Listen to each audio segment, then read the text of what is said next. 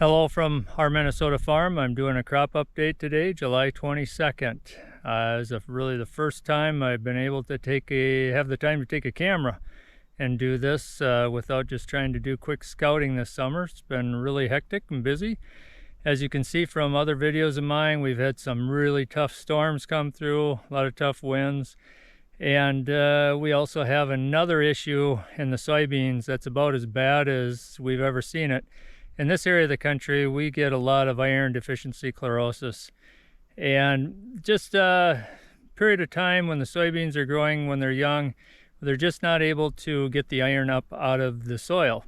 So what I do is I use soy green, which is the chelated iron, through the planter, through my liquid in the planter. And I put that soy green then, I place it just below the seed. So when the roots come out, they'll have access to it. Now, I don't know the perfect answers yet on this. I only had Beck soybeans this year, so I don't have other soybeans to compare to it. However, the two varieties of Beck soybeans that I have, and one of them they have listed as one of the best in their lineup for iron chlorosis, and the other one just one point off of the best, aren't doing very well. I am not very impressed at all with what I'm seeing from them in their soybeans. Now, they're, like I say, look across the countryside at a lot of soybean fields, and it's really suffering tough. But when I put soy green on, it should definitely make those beans, if they have a good score at all, to make it through that tough period of time. But I'll show you what happens. Now here we got, fairly healthy soybeans. I mean, they have nice growth to them and so forth, and this is in the iron chlorosis area. However, right next to it, as you can see here, these are struggling. And I'll tell you a little bit. Now, these have green leaves to them yet, and as long as they have green leaves, they have a chance of coming back. But when you get this rust color leaf to them, that's when you know these plants are really struggling. Now, if you can see, what's happening here is, like for instance, I have a row here that's doing all right, but usually I'll have about 6 rows in here not so good, and then I'll have 6 rows here that are better, and then I'll come across here again and I'll have 6 rows again that aren't so good. Now, what I've learned is where my tractor tracks are, and this is it right here, is in the center of my tractor tracks, and where the weight, a lot of the weight of the sprayer and the planter and so forth is, the beans will come back much quicker and faster and do better than those that are on the outside that don't have that compaction weight going over them. And it does that, and if I show you across here, you can just see that every strip. I always think that's a little bit interesting, just the fact that those tires are making a difference evidently, and that's happened every time that I've looked at this. But like these beans here now, these are coming out of it. They're starting to put on leaves, they're starting to grow, and right next to it, not as well. But again, there's a lot of green leaves there. So, maybe in a few weeks it'll look altogether quite different. But I gotta say, my assessment of it so far, I am not very impressed with Beck's lineup of soybeans for this part of the country and what they have to offer for me on my farms. One of the things that I've always had a reservation on Beck's about is that I believe the seed is basically overpriced for the value that you're getting. However, I like how they package it together. You have all your fungicides on there with the seed ordered right from the company. You don't have to add it once it comes. And that part I kind of like, but for what they're offering me from my farms, I just find that they're very overpriced and the value just doesn't appear to be there right now. Now, we're going to come back again during harvest. We're going to see what kind of yields we're dealing with. I'm going to see kind of how it compares with our area around me.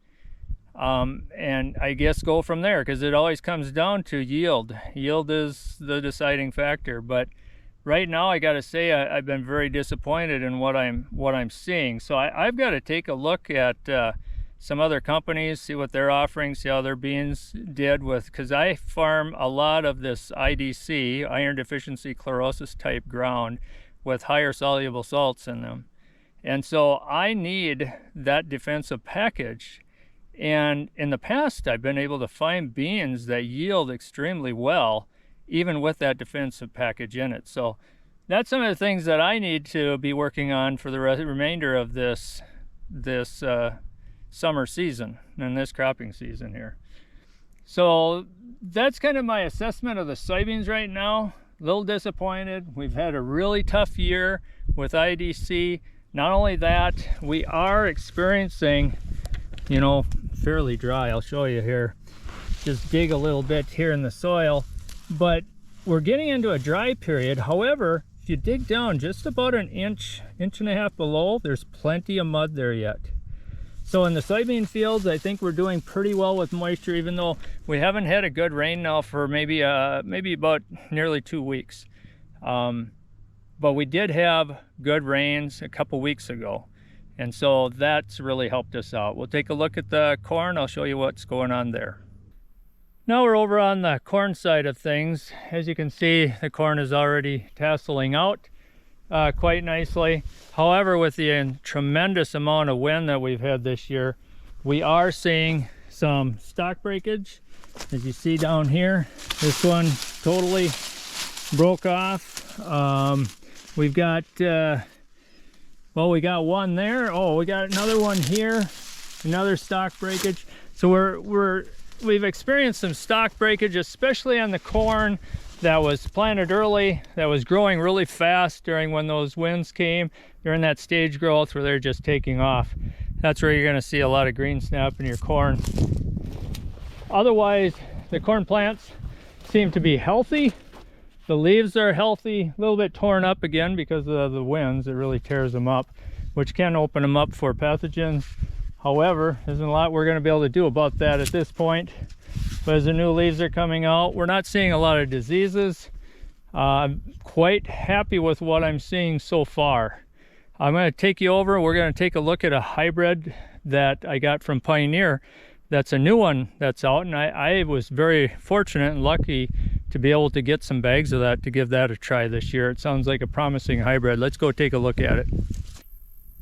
Before we go in to take a look at that new hybrid I was telling you about, I'll just show you again we just had a strong wind a few nights ago. Another example of that green snap. Here's another stalk that snapped off. One that had snapped off earlier than that.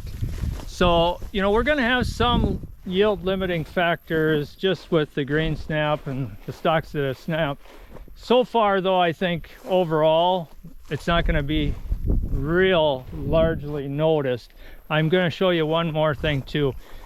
We've been fairly dry. Now, we've been lucky enough to catch a few rains to keep us going, but as you can see, the corn here, you know, this is pretty dry in some of those lighter areas.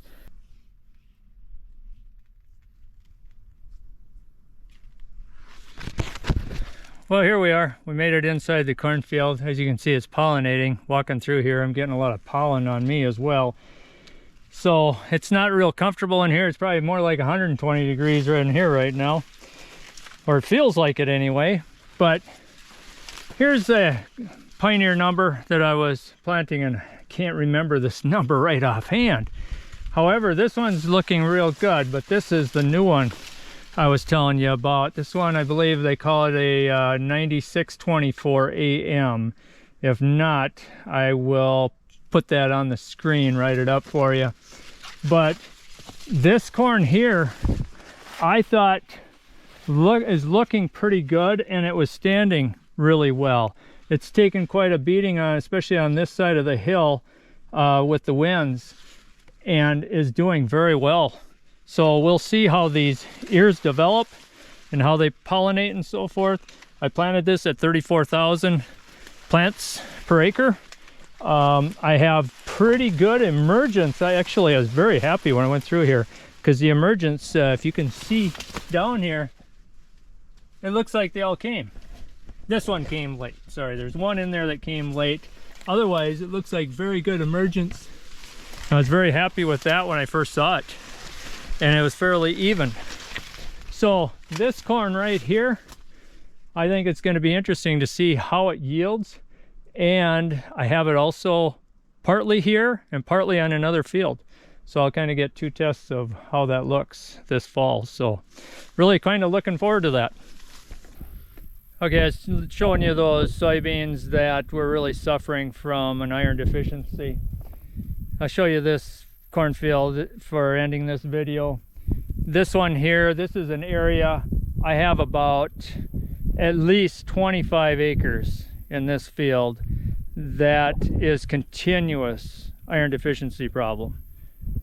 Instead of putting soybeans back into it like we normally do our corn and soybean rotation, I decided to go with corn and corn. I'm very glad I did this year. I'll just raise the camera up. Look at that field. That field is just a very nice field. It's the last one I planted. The germination was excellent. The emergence was even. It was really a nice looking field. Now it's a little bit behind the other fields I have.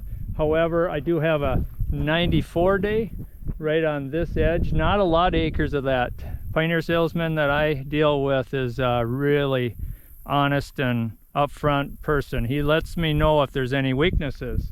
The weakness on this hybrid is it has had a tendency to blow over sometimes. Not the whole field, but you know, have strips here and there that can blow over.